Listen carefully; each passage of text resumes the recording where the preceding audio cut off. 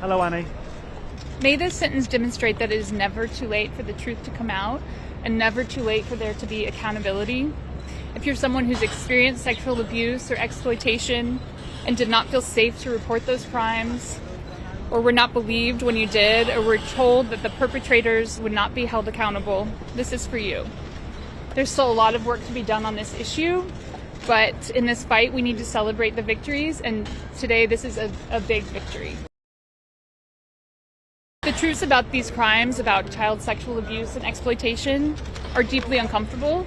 They happen more frequently than we want to acknowledge, and often perpetrators, as we saw in this case, are not strangers in vans. They're the people that live in our communities, and they're people often in positions of power.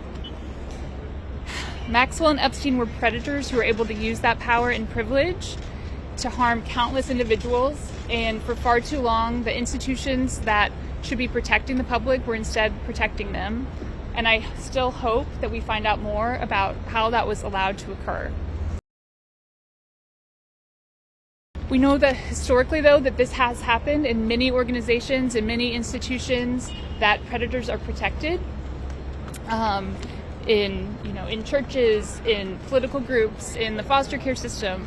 And so I just hope that this sentence can be another sign that voices are coming together and saying no more. If you commit these crimes, you will be punished. If you facilitate these crimes, you will be punished. If you are a bystander that looks the other way, you will not be allowed to continue to hold a position of power.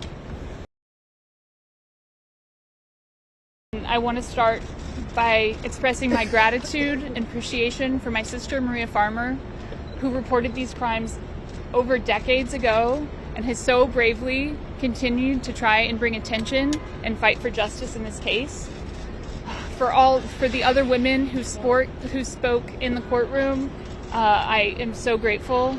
For the other survivor sisters that I have met on this journey who have worked so hard to make this happen, I am incredibly grateful. This would not have happened without so many voices coming together. I am so incredibly grateful for my team of attorneys, most especially Sigrid McCawley, who has gone above and beyond at every step of the way to support us and encourage us that this could happen.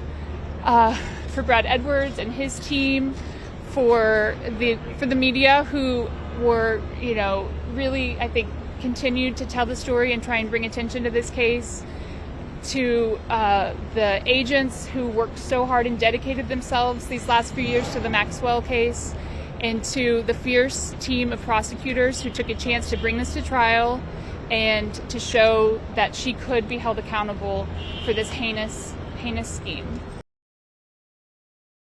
It actually felt very powerful to finally have a chance to speak and have my voice on the record and say the things that I wanted to say about how her crimes had impacted myself and the people that I know and care about.